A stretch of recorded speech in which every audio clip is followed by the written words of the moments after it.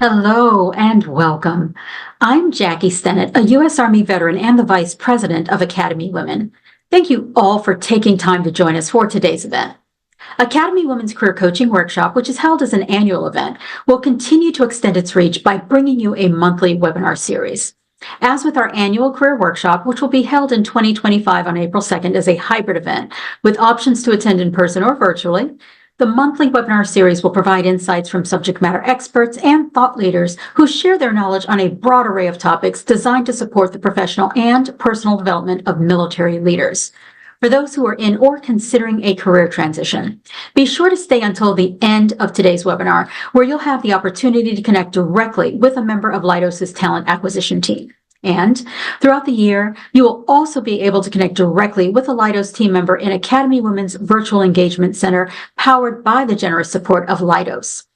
The Virtual Engagement Center is an always-on platform where members of the military community can gain access to important resources and connect through asynchronous text, audio, and video chats with top-tier military-friendly employers like Leidos. Leidos first stood with Academy Women in support of our mission in 2016, over 8 years ago. And now we are pleased to welcome Leidos as our presenting partner for today's webinar, and also as our presenting partner for the upcoming Distinguished Speaker Series being held as a hybrid event on December 6th at Leidos' global headquarters in Reston, Virginia, where we'll take a deep dive to explore AI's impact on the future of work and to equip leaders with the knowledge required to effectively navigate the rapidly evolving landscape of artificial intelligence. Be sure to join us and register today by visiting the Virtual Engagement Center. Thank you, Leidos, for your continued commitment to military women and the military community. Academy Women couldn't do the work we do without you. A special thanks goes out to Alex Verhulst, Therese Dotson, and Yaritza Guzman for making time to share their stories today and for working diligently behind the scenes at Leidos to ensure military members are supported as they transition into meaningful careers subsequent to their service. You'll meet the Leidos team shortly, but first, I'd like to introduce Susan Phelan, who will be your host today. Susan is a U.S. Air Force veteran, a graduate of the U.S. Air Force Academy, and is the founder and president of Academy Women. We've got a lot to cover today, so let's get started. Please join me in welcoming Susan to the virtual stage. Enjoy the discussion, everyone. Susan, over to you.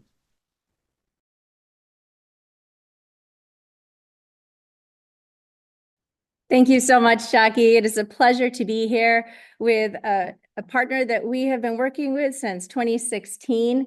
It truly is a pleasure to be here with the Leidos team. I'm going to share this disclaimer, and I'd like to introduce our speakers. So today we're joined by Therese Dotson, who is a Navy veteran and can speak as somebody who's gone through the job transition, as well as in her capacity as a senior recruiter at Leidos. We also have Yaritza Guzman, who's an Army veteran and can also speak to her personal transition and best practices in her capacity at Leidos as the talent acquisition recruiter. Of course, we have Alex Verhulst, who has been working with us for years and years and is an amazing partner for not only military women, but just the military and veteran community in general. He's the Corporate Talent Acquisition Military Program Manager at Leidos and has an incredible amount of expertise that he will be sharing with us today. So on that note, Alex, over to you. Awesome. Thank you very much. And thanks for the opportunity to present here today. So what we wanted to do today was share a few slides with everybody. We're really going to focus more intently on the job search and, just like the title said, mastering the job hunt, and then do a quick demonstration of our career site and try to leave a little time at the end for questions. So what I wanted to do was share my slides now, and we'll get started.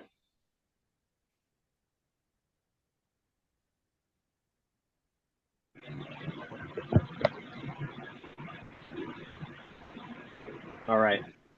So what I'm going to do to start here is we're going to run through a quick introduction of the three of us and our different roles here at Leidos. And then after that, we'll move into a little bit more specifics about some of the different, techniques and best practices that we want to go over here today. So what we'll do is, like I said, introduce ourselves, then And I think, Lori, we're getting a little bit of feedback on your end, maybe.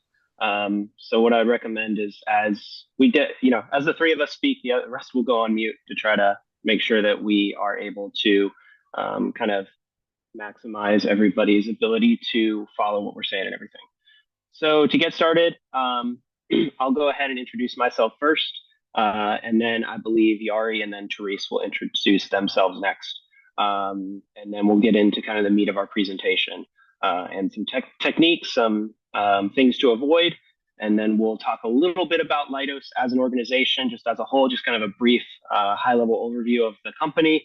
And then what we're going to do, as I said, is a specific demonstration of our career site. And we're actually going to walk you through a couple specific job postings that we have, one from Yari and one from Therese. They're both actively recruiting and filling positions. And then what we'll do is we'll kind of walk you through not just how to identify a position, but some best practices and some recommendations when you are filling out your application and tailoring your resume to that position. So real quickly, about me, I'm Alex Verhulst. I run our military program here at Leidos called Operation MVP, or Military Veteran Program.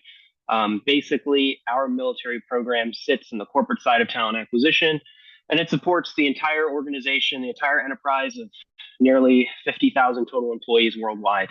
And what we do is try to kind of act as a conduit and central contact for any veterans, for any transitioning military, any military spouses who are interested in careers at Leidos. There's certainly other things we do both internally and externally, but for the purposes of those of you who are, active job seekers or may be job seekers in the future, I invite you to check out those links there, to certainly connect with me on LinkedIn. And then also, reach out to me directly through email if you'd like. Everybody's kind of career search is different. Your timing is different, but it definitely is helpful for you to make these connections now and then make sure that you leverage and follow up with them, with all of us and with any connections you make through this webinar series and through your membership with Academy Women.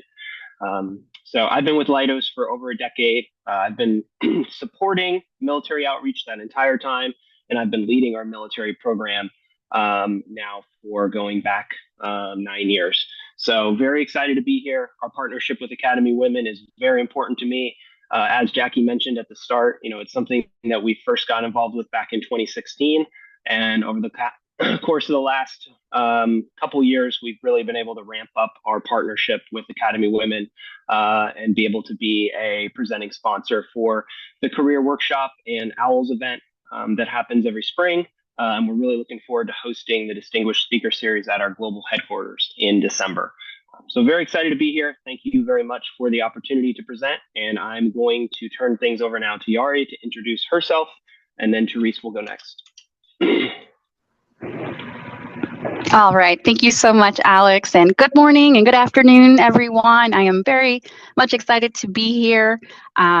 Introduction really quickly. I have spent half the time as a human resource specialist within the United States Army Reserve and got out in 2022. The other half has been spent within talent acquisition, supporting multiple different organizations, staffing, and agencies, the bulk of it being within military and civilian workforce. Currently, I support the Leidos Innovation Center at Leidos, which is the research and development wing under the Office of Technology. And I am here, like I said, very excited to help everyone within the job search hunt and go from there. And I'll pass it over to Therese. Hi, hello everyone. My name is Therese Dotson. And a little bit about my background. I have been in human resources and talent acquisition for about 24 years, with 15 of those years actually working in government contracting and DoD. I was in the Navy way back in the day, 90 to 94. I was in for 4 years. Wanted to be a lifer, didn't work out for me. So, I have the utmost respect for career military. But also I really feel like it's important to say that even if you were a one-termer, didn't retire from the military, that experience is still very valuable, and you can build a career off of that, and leverage that experience when you're job hunting. So I started at Leidos in 2019, started in the defense group, which is now part of national security sector. And then I transitioned over to the health and civil sector in 2021. So I work in the health and human performance division. But prior to Leidos, I've worked across a variety of specialties: military aviation, tactical ops, foreign national staffing, and now in warfighter readiness and federal healthcare. So it is very nice to meet you all virtually, and I look forward to connecting in the future.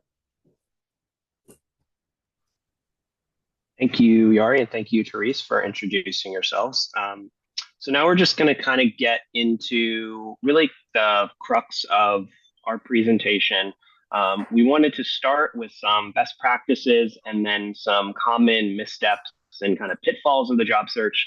And then we're going to just kind of change gears a little bit, like I said, and do kind of a brief overview of Leidos as a whole. And then we're going to circle back to demonstrating our career site and putting some of these practices, best practices that we're going to mention here right now, and kind of demonstrate how you can leverage those and utilize those in your job search.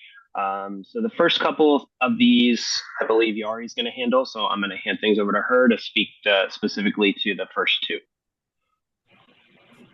All right. Thank you so much, Alex.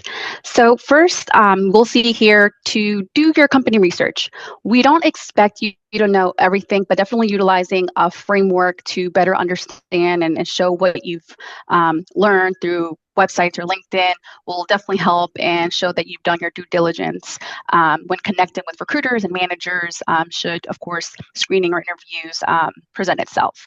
For example, just visiting the website, learning about what the company does, what's their mission, knowing what solution they provide, what product, what service they provide, and who are their customers will give you a good understanding overall of what that company or even what we do.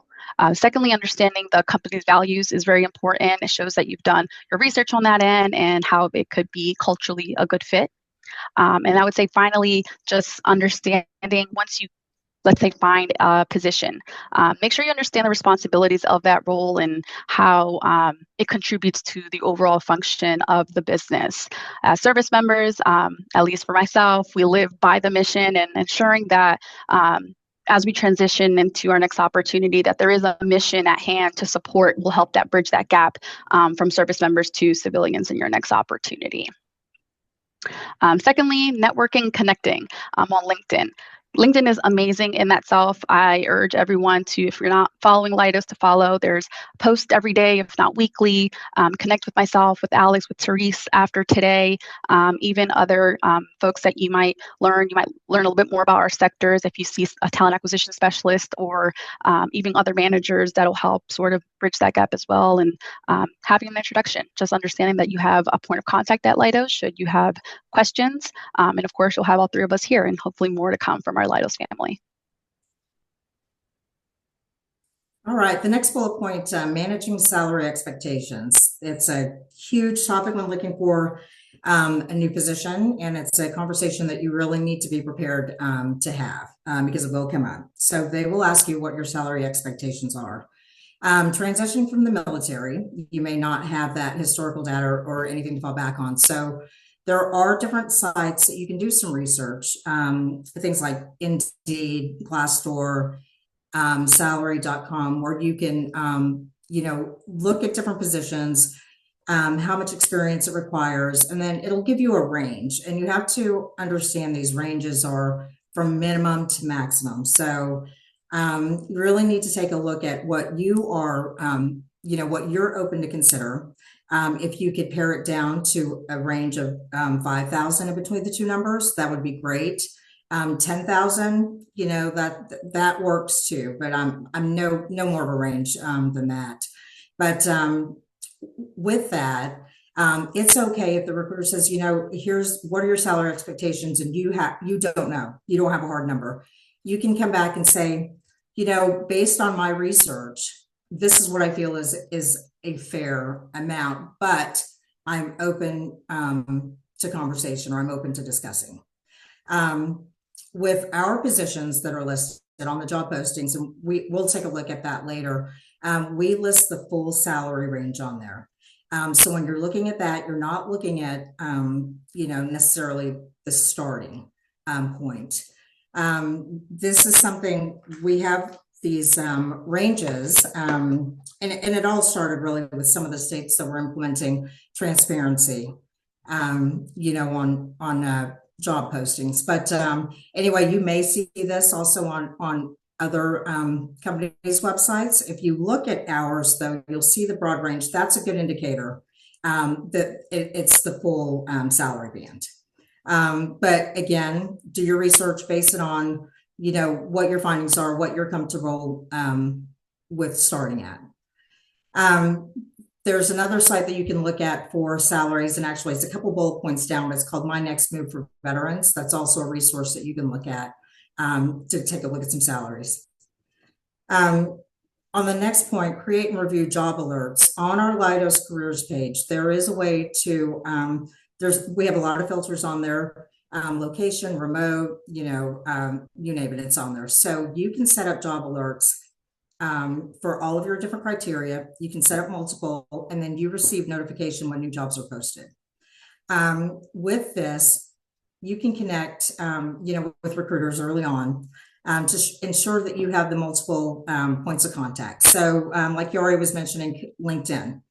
Go on there, search for recruiters that work for Leidos, and look at their profile. Are they working in a field that, is your field of expertise? Are they working in a field that is of interest to you? Those are the ones you want to connect to. Something comes up on your job alert at Leidos, reach out to them. Hey, I have this job, do you know anything about it? Are you the recruiter? Can you give me more information? They could likely, if they're not the recruiter, they could likely connect you to the right person. So really, all of this is kind of intertwined on using these tools. Now, the next one, My Next Move for Veterans, and there's a link there on the page. It's powered by ONET, but it is sponsored by the Department of Labor. You can actually put in your military branch, and you can use your MOS rating, and then it translates to civilian careers. So, or you can go in there and search for occupation by keywords. When you go in, it will give you some different job titles, and under each job title, it gives you knowledge, skills, and abilities that are needed for the job, technology, education required, salary information, and then it'll suggest other jobs that you can explore. And of course, these are all just typical skills, knowledge, things like that for the position. So it's not set in stone, but it'll give you an idea of what you would need for each position. And with that, I will turn it over to Alex for the next bullet point. Great, thank you both. So I'm just going to cover these last couple here. And the first is about referral programs within companies. So Leidos has a couple referral programs. We have a referral program for our employees, and we also have an external referral program. Leveraging company referral programs is just another avenue, right, for you to increase your visibility within an organization. Certainly at Leidos, if you're an employee referral, to kind of give you a peek behind the curtain, you're going to be identified as such when your application shows up on one of our jobs. So, every company may be a little different with this, but most companies offer some form of at least an employee referral program. And certainly more organizations are also offering external referral programs as well. But, it kind of goes without saying, right? Leveraging who you know at an organization can be helpful. And even if a company doesn't have an official employee referral program, leveraging someone you know at an organization, right, to help promote and market you and provide you another avenue into that organization can certainly be beneficial. But leveraging any official employee referral program as well as external referral program where you can submit referrals, right, certainly can be helpful and can only help you as a job seeker, and also can potentially provide you compensation should any of your external referrals get hired at Leidos as well. And the other point that I always like to make is about being proactive. I said at the beginning of, at the outset of the presentation, right, that everybody has a different timeline and as far as maybe when you're transitioning or when you're going to be available. But being proactive, it never hurts, right, to start early, even if it's something as simple as getting a LinkedIn set up and beginning to, expand your network and connect with individuals online, or just, following up, starting to set up some of those job alerts that we talked about already. It's never too early to start that. It's a difficult thing to just start timing it exactly when you want to start, actively doing the job search. There's definitely a ramp up period, everything, like I said, from the networking piece of it to doing informal interviews or mock interviews to working on your resume. It's always something that you can tweak and make better. Everything from interview techniques to working on your resume and things like that. And work through your own transition offices if you're able to utilize organizations like an Academy Women and other membership organizations, or helpful military nonprofit organizations where you can get some feedback, get some helpful advice on things like your resume and interviewing techniques and best practices and things like that.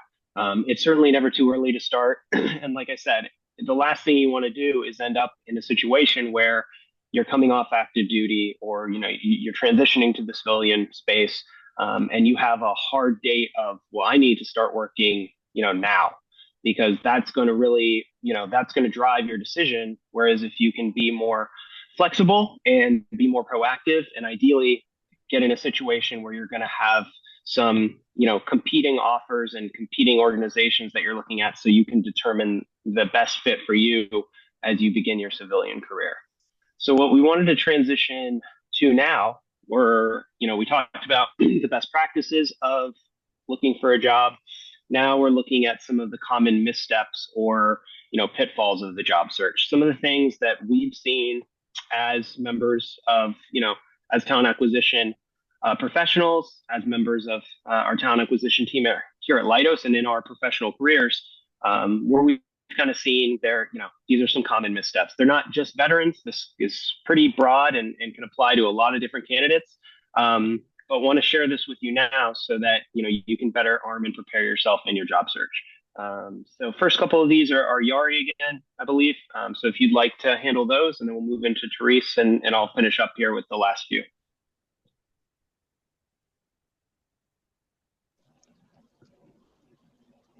All right. Can you hear me there, Alex? Yes, we got you. All right. Sounds good.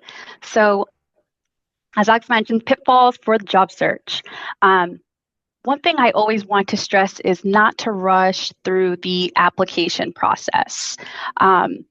Very much time folks will run through the application process and forget to attach a resume, or not proofread and have grammatical errors or structural errors.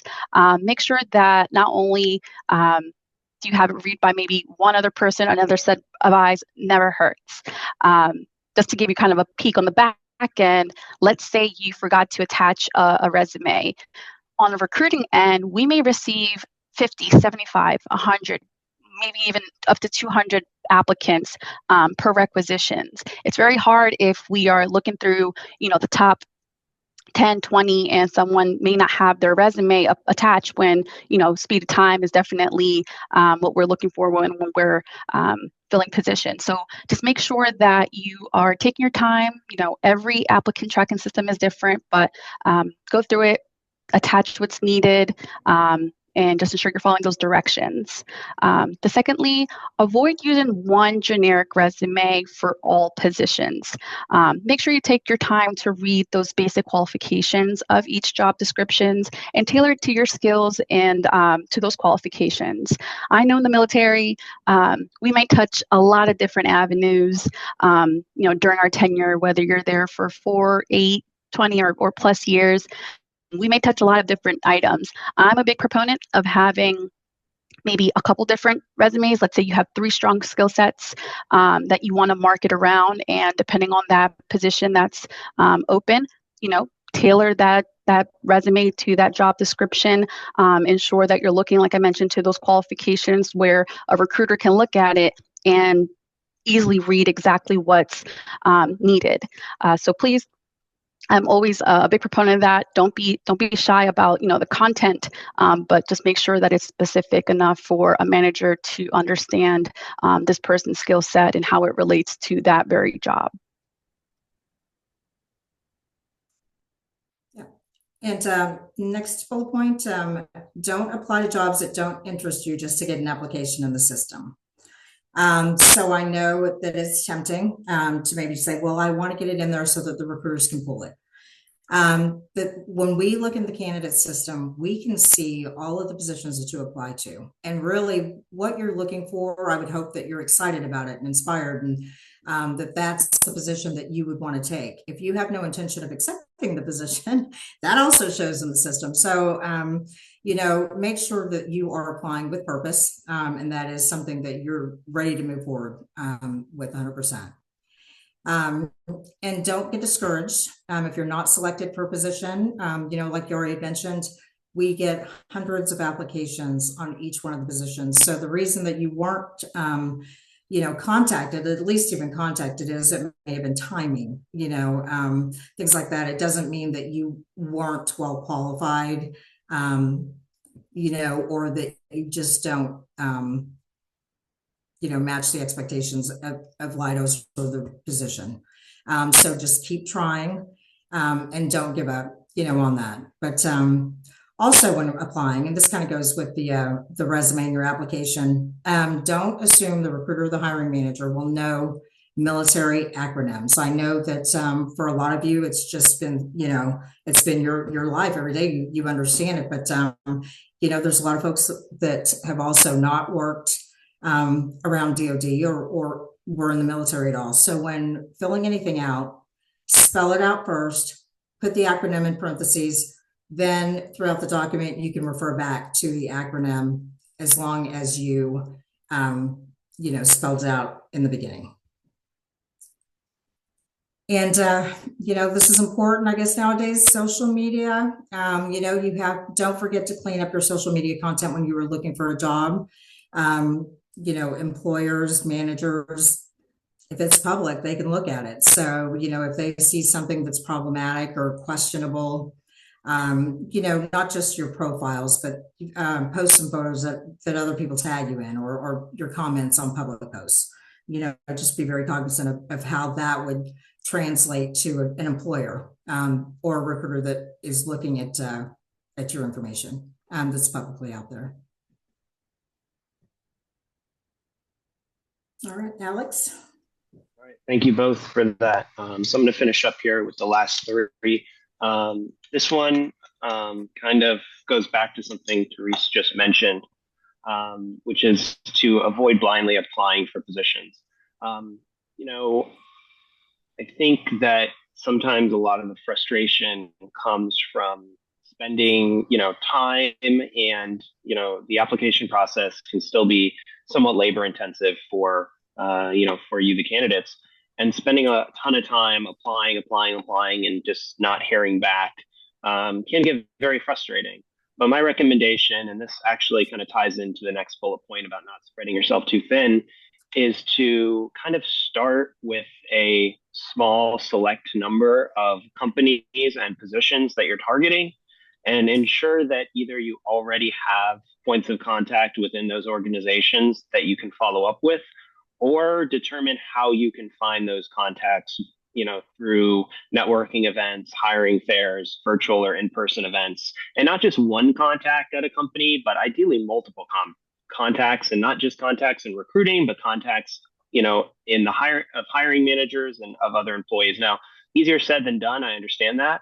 But a great way to get really frustrated with your job search is to spend, several hours each evening just submitting applications, and then just constantly checking your email to see if somebody contacted you.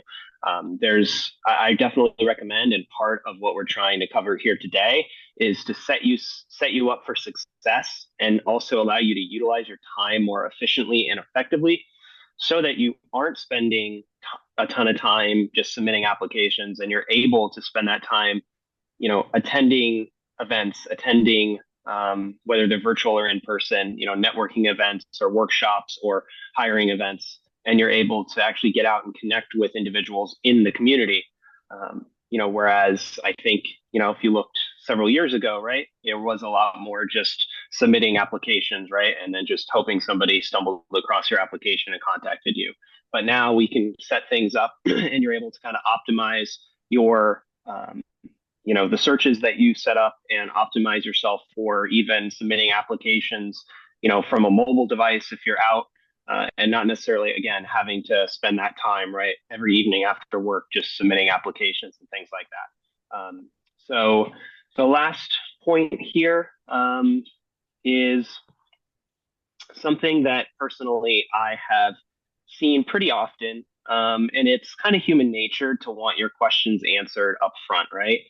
A lot of times you'll come across a job posting and maybe there is something unique or there's something that is specific about that job posting that you're curious about, and it may have a direct impact on whether or not you would even accept the job. And maybe it's not clear, or just in the way it's written, it's not, completely transparent, right? How many days a week is this position in the office or something like that, for example, as opposed to working from home, or, this says some travels involved. What does that entail, right? And I understand it's human nature to want all those questions answered before you submit that application. But realistically speaking, I would recommend that if you're qualified and you're interested, that you apply to the position, because oftentimes it is going to be a challenge to speak to a recruiter about that position, right? And furthermore, that recruiter is likely going to want you to have actively submitted an application and explicitly expressed interest in that position to speak to you about it anyway. So it's a good idea to submit that application. Plus, as we're going to kind of cover here when we do our career site demonstration, the longer you wait, the more other people are applying to a position, right? I'll give you a good anecdote. I just spoke with somebody yesterday. They were interested in a position. I think there were 11 applicants. They applied this morning. There were 25, 26. I let them know last night, hey, can you apply when you get a chance? But, and just overnight, right, there was another 14, 15 people who applied. So that just kind of goes to my point that apply. If you find a position, again, you meet the qualifications and you're interested. If there is something about that particular position that you'd like some more information on, completely understandable. But I would recommend that, you bring that up when you get a chance to speak with that recruiter about the position, but that you understand that, it's difficult to have all those questions answered sometimes prior to submitting the application. And that way, like I said, sometimes you can, allow others to apply that may already be getting set up for interviews and things like that. There's a lot that goes on with positions and with the hiring process that is not completely transparent to you as the job seeker. And a lot of that is, hiring managers reviewing resumes, setting up interviews and things like that. And you honestly won't know, right? Are there already interviews being set up for this, or is this very early in the process? And we're going to talk a little bit about some ways you can kind of have an idea about that. But again, the real short version is, if you're interested and you're qualified, apply. Because at the end of the day, your decision about accepting an offer is something that you're also probably going to determine as that process with the company goes on and you go through the initial interview process and things like that. And certainly, when you get a chance to meet and speak with that hiring manager. So with that being said, we're going to do a quick pivot and talk a little bit about our organization. We're not going to spend a ton of time on these next few slides because I do want to get to our career site demonstration and I want to be cognizant of time. So I'm just going to speak really briefly here to the history of Leidos. If anybody is interested in learning more about our organization or our history, you can certainly check out our career site. I'll also put in a link to our Leidos Insights page in the chat, which is basically our kind of media component of our website, which provides you short articles and some links to some videos about Leidos, where you can learn a lot more about the organization. There's a lot of employee features in that Leidos Insights section, but it's kind of our media and comms section. But the real brief history is that we are $15 billion worldwide government contractor. We're almost up to 48,000 total employees worldwide. We're an over half century old, over 50-year organization. We were founded back in February 1969. Probably the most unique thing about Leidos as far as the naming convention goes is that we were known as SAIC from February 1969 up until September 27, 2013, in which we changed our name from SAIC to Leidos, and we spun off a portion of our business, but then took the SAIC name. So somewhat common in government contracting to have mergers, acquisitions, to divest portions of a business to allow a company to be more flexible in the government contracting arena, but kind of unique that we took the opportunity to rebrand and rename ourselves. So we took the name Leidos again, end of September of 2013, and have been known as Leidos ever since, coming from the word kaleidoscope. But again, the company goes all the way back and is over now 55 years old as far as an organization. And we've been supporting federal government contracting that entire time and continue to do so. And I'm really proud that we are very quickly and rapidly approaching a pretty big milestone, which would be 10,000 veterans and military spouses in the organization. We're currently just a tick under 9,400. And that number, continues to rise. We're at 20% veterans and military spouses across all of our employees. So, as long as the company continues to grow and expand, that number will continue to also grow. We've continued to keep that 20% threshold and actually been able to raise it a few decimal points here in the last couple of years. So excited about closing in on that 10,000 number, hopefully probably in the next, I would guess, maybe 18 months or so. Maybe earlier if we have a major acquisition, but just our organic growth, we've seen a steady increase month after month, honestly. And I wanted to ask Yari and Therese if there's anything they wanted to add about their time here with Leidos or any of the different work that they've supported. Certainly don't have to, but if there's anything you wanted to add here before we move on to the next slide.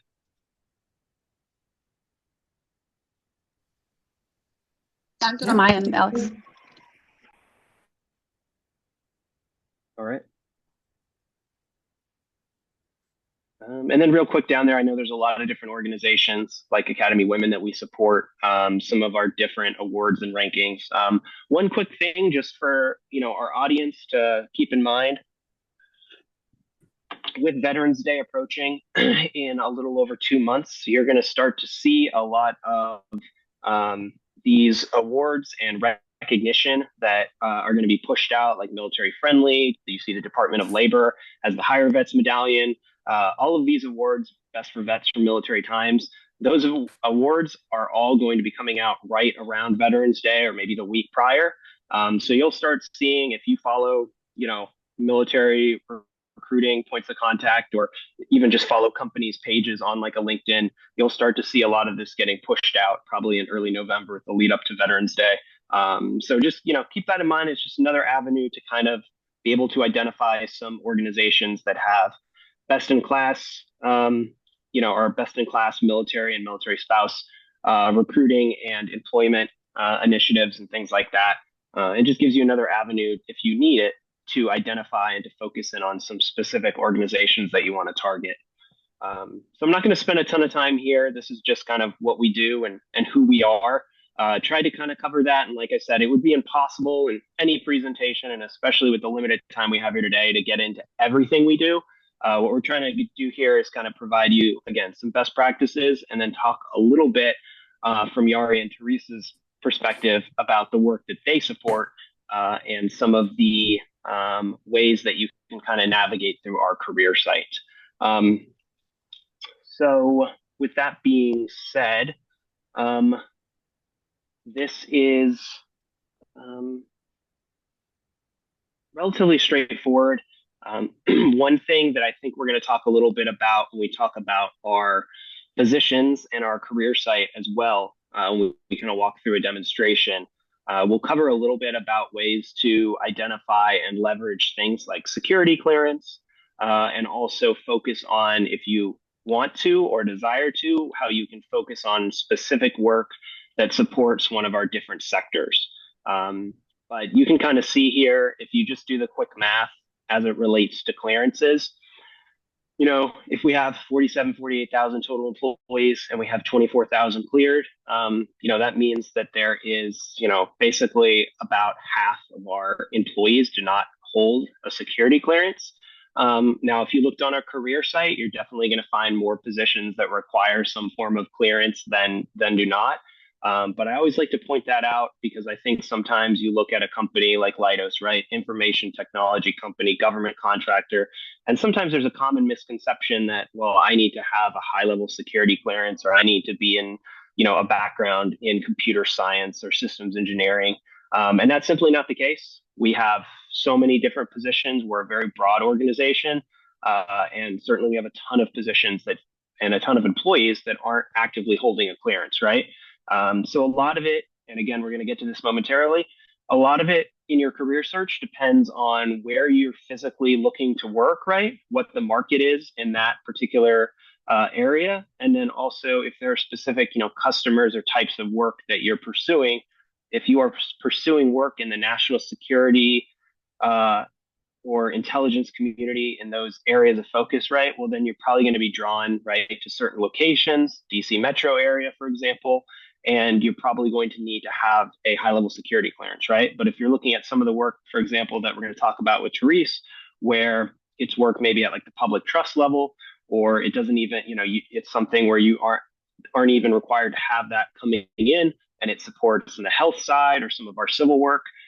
There are different areas and different government customers that will have varying levels of requirements. So all that's to say, kind of a point that was made earlier, is don't get discouraged, right? And understand that depending on the nature of what you're looking to do and where you're looking to do it and things like that, some of these requirements are going to come into play.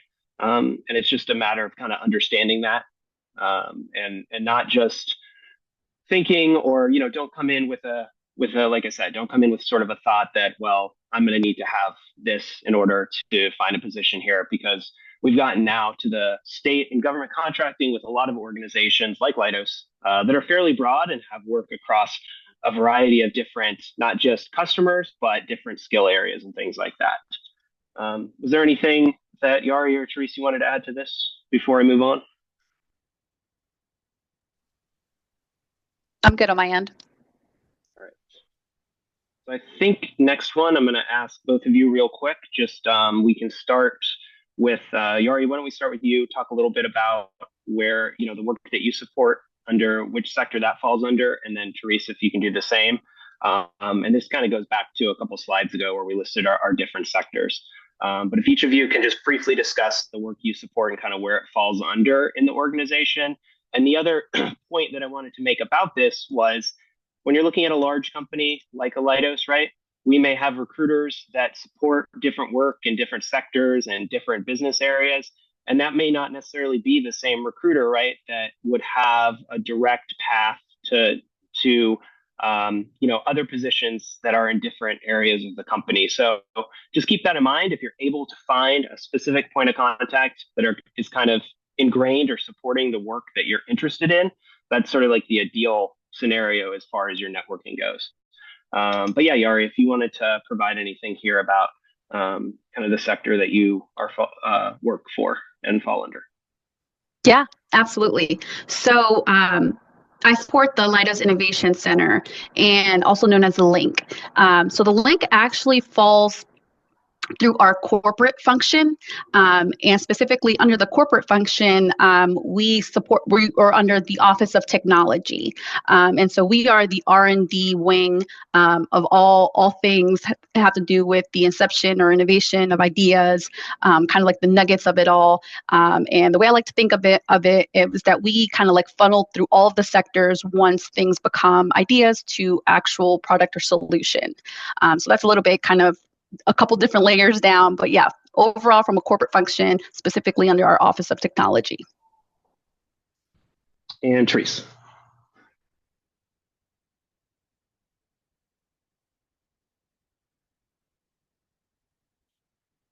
Therese, you're still muted, I believe. Oh, does that work better? Yes, we got you. Sorry about that. So I am under Health and Civil.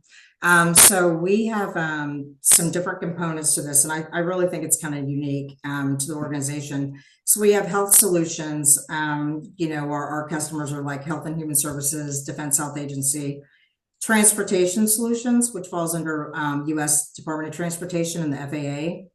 And then we also have Science and Infrastructure, which is Department of Energy, NASA, NOAA, National Science Foundation. So Health and Civil is just, I'm biased, yes, but I think it's just a really unique, really interesting sector. And, like the slide here says, it's unique capabilities in public health care coordination and life and environmental sciences and transportation. So a lot of good stuff here.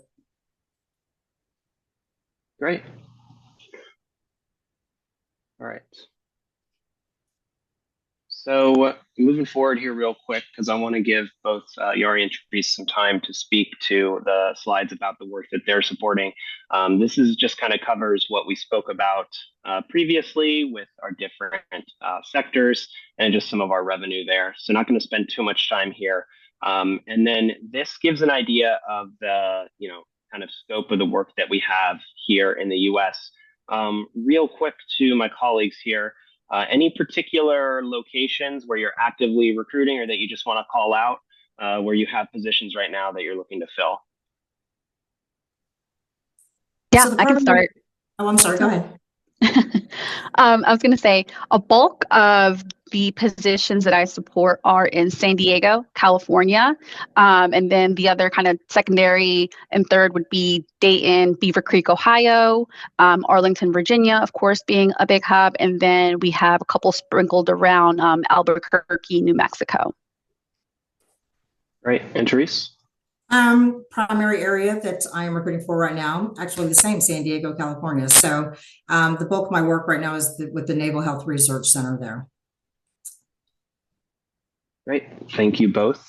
And then we're not going to spend too much time here. Just gives you an idea of some of the, global reach and some of the OCONUS opportunities that we have on our career site. You can search for country and look at positions that we have overseas as well.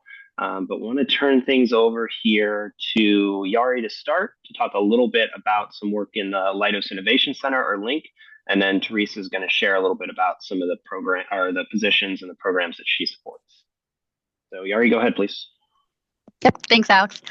So as I've referenced, the mission for the LINC is to research, develop, transition innovative, discriminating technologies and solutions to solve enduring and emerging national technical challenges. So what that looks like is basically the inception of different type of technologies, and a bulk of our folks, and you'll see kind of what the career opportunities, we're always looking for research, development, scientists in technical areas. A lot of our career opportunities within the LINC are heavy focuses within engineering, all different types, software, systems, electrical.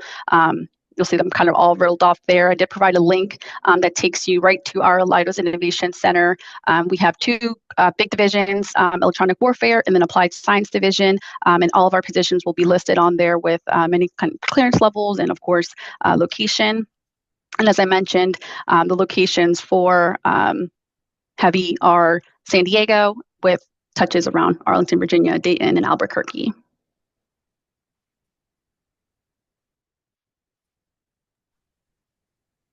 Great, thank you.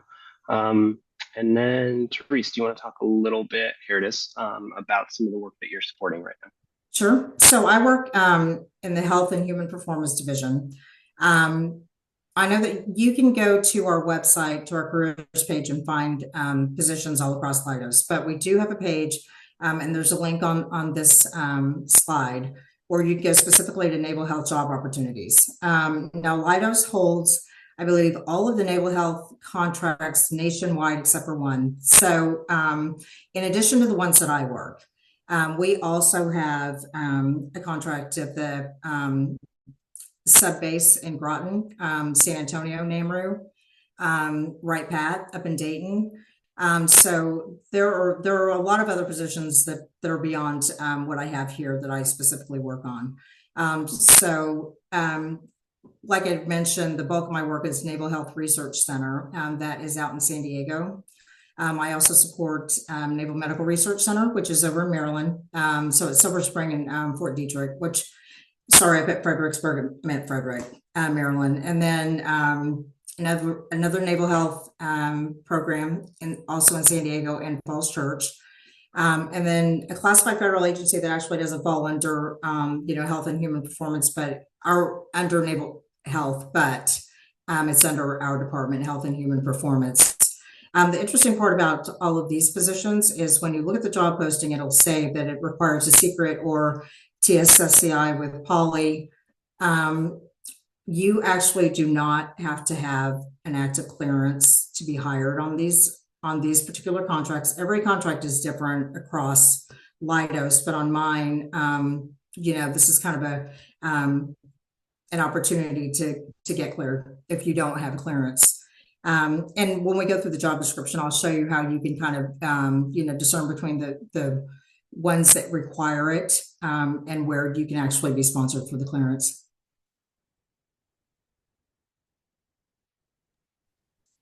Yep, that's it. All right, so I know we're going to be coming up on the top of the hour in about 6 minutes, but I believe if Yari and Therese, you're okay to stay on maybe until maybe 2:10 Eastern time. That way we can run through a couple of these demonstrations I wanted to do on the career site.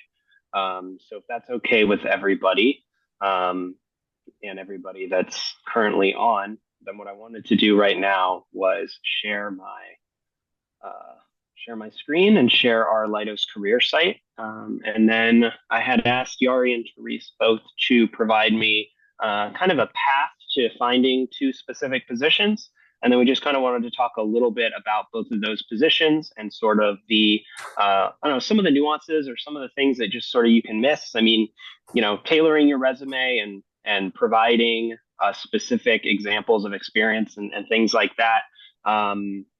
I think is common practice, but we'll talk a little bit about that. But then there's some things sometimes that are listed on job postings that are kind of easy to miss, or again, kind of goes back to the point I made before about one of the pitfalls is that can kind of be, maybe it's not always clear, it can get a little confusing. And that's where, again, I kind of go back to, even if it is something that's not really 100% clear in the job posting, again, apply if you're interested and you're qualified. Because as I said, sometimes, you won't always get all of the specific answers to every question you have or learn all the features and benefits of each position until you actually go through the process. So really quickly, this is just our main career site, which is careers.leidos.com. There's a lot of great stuff here that if we had more time, I'd go over. But what I really want to do is show you our filters in our career site. And like I said, we're going to walk through a couple positions. What I recommend doing personally is going directly and just clicking on the magnifying glass here and going directly to our search. The reason for that is because you can utilize these filters here. There are drop-down filters on the main career site, but I am a proponent of using the filters this way because what it allows you to do is adjust and back out, clear certain filters, clear all filters. Here's the thing with this site and with really any company's career site, experience and practice is going to, be helpful, right? The more you apply, the better you're going to get at it. I know it's kind of like counterintuitive because if you're applying a lot, then it's kind of like interviewing, right? It's just the more you do it, the more practice you have with it, the better you kind of get at it. So even like I said, if you're early in your job search, even if you're not going to be available for, 6 months, 12 months, just spend a little time, where it's not something that is, where you have that flexibility and you're not, up against, again, a timeline where you're starting to get nervous or frustrated, trying to start early and just kind of, play around with it and try some different things. And see what you feel like works best for you. And that way it gives you plenty of time to adjust your job search techniques and some of the different, filters and different, selections of these different filters that you're focusing on and things like that. So I think we wanted to start with, let's start with Therese, if that's okay. And we'll just kind of walk through identifying the position that you wanted to talk about. And then we'll kind of walk through a little bit about specifics of that. I'm going to try to make the screen a little bit bigger to see if that kind of helps. Our career site is optimized for mobile viewing, so that's why you kind of see the left and right kind of cut off there. So Teresa, I believe you wanted to look up psychologist, correct? Yes. So, and these are just two examples of 246 jobs right now. And that number changes by, every few minutes, depending as more positions get posted. So just keep in mind that, things are going to be different depending on how you're, what you're searching for and things like this. But we wanted to give you a couple examples just to kind of walk through, just to kind of give you a feeling for what our job postings look like and how you can best adapt your application to that. And then we wanted to look at the San Diego location, I believe. So this gives you an idea. It's actually the first one that's on there if you want to just go ahead and click on it. Sure. Yeah. Just wanted to show everyone real quick. This is just an example of the filters state right here. And certainly things like location and security clearance are probably two of the bigger qualifiers you can use when you're beginning your search. So just kind of keep that in mind. It's kind of helpful to focus on those first before you start diving into some specifics, unless, again, you have a specific thing like psychologist, which is going to be pretty unique as far as the number of positions you're going to find with us. So at the end of the day, it does kind of depend on the type of work that you're looking to, to pursue. But Therese, anything that you want to kind of mention here as we kind of just go through this really quickly? Yeah, so I think there was some really important information in the job posting. So the job number is what you refer to if the recruiter asks you, well, what job number or what job rec number are you looking for, are you inquiring about? So that's the number that you would provide. For this position, it's hybrid remote. You'll see that where it's part on-site, part remote. And then the location is San Diego. So when you see that location on there, typically you're going to be able to work partially remote, but you're going to have to be located in that area, the location that's listed. And then clearance, this is what I was referring to before where it says secret. Down in the job description, it actually, in the requirements, it'll go into the specifics on that. But I do have kind of in the middle of the job description, the details on the remote work, how many days you need to be on site. And yep, right there. Yeah, so it does say you have to be commuting distance to San Diego. You're going to report 1 to 2 weeks a week or 1 to 2 days a week, and it may change. This is based on program and customer requirements. So just so you're aware when you're looking at these positions, if you go through the job description, you can get a lot of detail on the reporting instructions, what the requirements are on where you're located. Primary responsibilities kind of gives you an overview of, what the day-to-day will be for the position. And then if you scroll down, you're going to go, the next section will be the requirements that you need for this position. So when you are tailoring your resume, you need to make sure that what is listed in these requirements is what's, shown on your resume, or at least, the majority, whatever, as many as you can, that you've worked, so that recruiters, when they're looking for resumes, they'll use keyword searches, so this one, anyway, you can pull keywords from different job descriptions and include that in your resume. Down on the bottom of this requirement, it says the last bullet is that the requirement is that you hold U.S. citizenship and the ability to obtain and maintain a secret government security clearance. And that's the difference when you see that in job descriptions. Either requires active secret clearance. When you see the ability to obtain, you can be considered for that opportunity without the active clearance. And I think that's really important when you're going through this, and a great opportunity, to get your clearance. But preferred qualifications, you'll see those on job descriptions. These are things that would be ideal in the candidate that they would love to have. They're not required, but if you have any of those preferred qualifications, you definitely want to highlight that on your resume. You may want to include a cover letter that says, hey, I have an active California state license to practice psychology. And, when I was, a military spouse or active duty, I was in the military research environment, here in this place. So, don't leave it to a recruiter to have to really translate what you were hoping they, see in between the lines. Make sure you put those keywords in and match it up. And then when you see Naval Health West on the bottom, that really just is what feeds into that Naval Health careers page. And if you scroll down a little bit, Alice, I just wanted to say real quickly, and I know we're kind of running out of time here. So the pay range, this is what I was referring to. This is the full salary band of that job level. So when you see something that is so widespread, that's going to be a full band. So when you say, wow, I can get paid $146,000 for the position, probably not likely. And even if you, for some miracle you wanted to, you wouldn't want to anyway. That's the top of the band. That gives you no room for growth, no development. So usually, and I can't say for all of them, you're going to come in somewhere between, the low and mid, starting off in a position at a level. So, but it's all different.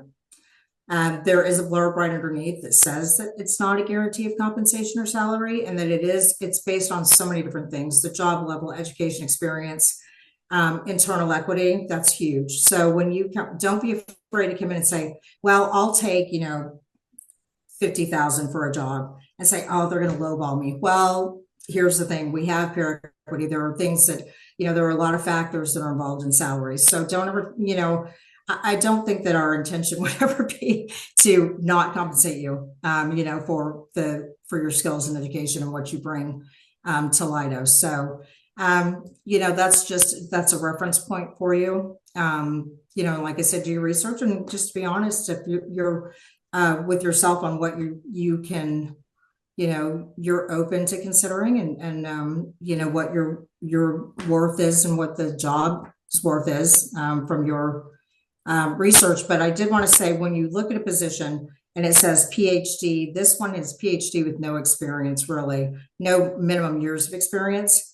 So when you're looking at salary information, you're going to look for the salary information for that job as it's written, because that's the job level that they are hiring for. But of course, you still want to know what salary range your skills and your experience would be in as well. And that gives you, some leverage on conversations for that. But anyway, wanted to quickly just touch on those points on our job postings, and I think you can, transfer that over to just about any job posting, although recruiters all handle their own. They may be a little bit different, but that's kind of the meat of it. Summary, day-to-day responsibilities, requirements, and the preferred. Yeah, thank you, Therese. Mm-hmm. And now we're going to look at one from Yari that she wanted to cover. So for this particular one, we're going to do a quick keyword search of the word optical. And then we're going to look down here. And I talked a little bit earlier about how you can use sector to also navigate in your search. Now, these are probably only helpful if you've already kind of combined it with maybe a keyword, because if you just looked at sector, you'd see hundreds of positions, right? But it's also, if you want to do work supporting, like I said, national security, which includes our work in the intelligence community for the most part, to include some DoD work, you could start there and then, maybe navigate. There's different paths, right, that you can take. But that's, again, sector is one way to kind of focus in on some of the different work that we perform and some of our different customers. And then this particular one is going to be in San Diego. Again, this not really that necessary, but just to kind of give you an idea of how you can use these filters to continue to pare down and continue to kind of narrow and target your search. Because real quick, we didn't mention or show this, but I'm just going to show real quick. When we talked about Therese mentioned creating job alerts before. Once you have something like, for example, this search, you can set up job alerts so that you are able to receive emails of any new positions that meet this criteria. And depending, on how active you are, right, and how, soon you're going to be available, you may select daily or weekly or even monthly. But this allows you to create those job alerts so that you don't have to continue to go back to the career site and, do the same search or do a different search. You can create these job alerts to, to free up your time, right? To be able to spend that time networking or, going through and submitting these applications. So with that being said, I believe the position you wanted to do, Yari, was this first one. Is that correct? That's correct. Yep, the senior optical. All right. So I'm going to turn things over to you to talk about this, and then we will wrap it up after this. All right.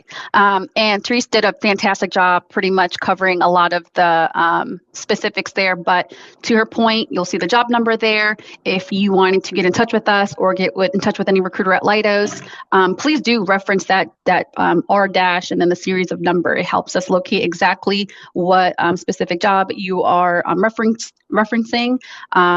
And then, of course, you'll see the location there and the job category being optical engineering. For this specific role, no remote is available, and you'll see that. For the ones that are completely remote, that'll have a different title to it. And as Therese's position mentioned, there's some that say hybrid. So for this one, no remote, travel, yes, 10% of the time. I think Alex touched on this a little bit. You can wait until, you speak to someone to understand a little bit what that travel does entail, if it doesn't already mention it in the job description. And you'll see the secret clearance there that's listed. And then with mine as well, this would only need the ability to obtain, which is mentioned. But you'll see there the description pretty much talking about what the Leidos Innovation Center needs, gives you a little bit of indication of what this engineer will be requiring. This role can be based out of San Diego or Dayton. If you see those, most likely you may even see on our careers page that there will be two separate job postings, one in Dayton and one in San Diego, that sometimes populates. But you'll see here the bulk of the primary responsibilities. Therese brought up a really good thing. So let's say you are deciding to include a cover letter into your application, making sure if, Alex, you can kind of scroll down, if you're keeping it general, it might not be as much help, or I don't want to waste anybody's time, but if you're able to locate, hey, I have X amount of years and speak to the basic qualifications or even speak to the preferred qualification, that's a standout to me. I love to see folks mention the tools that are specific to the or the job description, or mention, where that experience came from, or kind of just like read a little bit more other than what the bullets on a resume mention. Of course, as you see there, must be a U.S. citizen, and qualified candidates must be able to obtain a security clearance. So no clearance needed to start. That's an indicator that you can apply to this and not have a clearance, and you would be put in for one should you be selected, of course. And then below, you'll also see the link, and then that's just referencing the position so that it can go on our overall link careers page. But that's one thing I did want to mention. If you are already sprucing up your resume, make sure you have maybe the job description that you're referring to with your resume on side to side, and make it as clear as possible. Don't let the recruiter kind of just bounce off and see, maybe they have it, maybe they don't. Be as clear as possible. If you are going to include that cover letter, mention it on there. Where is it coming from? How many years do you have? Mention those tools, mention those points. That'll be a pretty much a quick indicator of someone reaching out to you.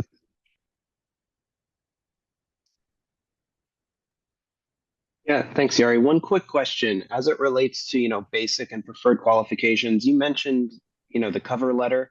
Mhm. So if somebody maybe has one, or has one of the preferred qualifications, is there an advantage to making that known, like in a cover letter, or even just putting it if they're going to reach out to you in the message or something like that? Kind of if they have something that goes above and beyond what the basic requirements for the position are. How do you recommend making sure that that's like front and center? Yeah, usually folks will have their cover letters in different ways, sometimes in paragraph form, sometimes in bullet forms. Sometimes they'll copy and paste the preferred qualifications and maybe do a sub bullet and explain how or where that experience comes from. So, for example, if you're opening it up and this position doesn't require clearance, but preferred would be, you can say, hey, I am so and so, optical engineer, cleared, still actively using it, mention that education level. So pretty much kind of just open it up if you have the preferred qualifications, because that'll be great. If you have the preferred, most likely you'll have touches of the experience on the basic qualifications. Or if you are messaging someone on LinkedIn, that'll be a good, first couple attraction. Okay, excellent. And I think that should wrap everything up from this perspective. I did want to bring up one last slide just with everyone's contact info, just to make sure that gets brought up on the recording so that everybody is able to have that. So allow me to do that really quickly, and then we will wrap things up. This slide here. Just want to make sure the recording captures this. This is the contact information for the three of us. And I believe these slides will be shared as well, but just want to make sure this made it into the recording so that everybody is able to connect with us on LinkedIn and have our information here. So thank you again for the opportunity to present. And thank you for those of you who are able to stay on. I know we ran a few minutes over. So thank you once again. Well, thank you, Alex, and thank you to the entire Leidos team. I think the information you shared was incredibly helpful. And even though it did go a little bit long, I think it will be valuable for folks to come back and review the recording when they have time and maybe linger on some of those slides that are most relevant. But we really appreciate not only sharing personal stories, but also best practices and pitfalls and literally walking us through next steps. As far as connecting with Leidos, as well as other groups that are interested in hiring veterans or providing information, please join us on our virtual engagement center. This portal is 24/7 opportunity to seek answers to questions that you may have about the job search, about benefits, or anything else that is troubling you. But the VEC, as we call it, also shares a lot of our videos and resource pages so that you can get in and kind of browse and find what might be helpful to you. Coming up next, we have an event on the 3rd of October, 1 o'clock Eastern Time, getting started in multifamily real estate investing. Hopefully you can join us for that. It promises to be very interesting about ways to leverage your money with real estate. We also have events coming up in January and February, as well as a hybrid event on 6 December in partnership with Leidos. It's called our Distinguished Speaker Series, and that is going to be a real treat. We're going to dive deep into AI and its implications for professionals and leaders specifically. So hopefully you'll be able to join us 6 December. That is either in person or it is virtual, and registration is open. So you can find that registration link on our website, www.militaryals.org. And then again, in April, we have 2 other hybrid events, our career coaching workshop, as well as our Officer Women Leadership Symposium. So we have a great opportunity for you to get engaged and connect with us either in person or virtually to answer some questions and just broaden your network. Our Engagement Center is not only a resource center and opportunity to connect with others, but it gives you kind of a way to see upcoming events that are happening all the time, in addition to the ones I've shared. And then you will be able to add your name to the professional profile directory, which is a way that is a directory that we share with employers looking for folks like yourselves so that they can see if there may be a fit and, potentially reach out for more information. Thank you again for staying late and for this wonderful webinar. There were some incredible best practices and insights shared, and we look forward to you all joining us next time. All right, take care. Have a good day. Thank you. Thanks, everybody.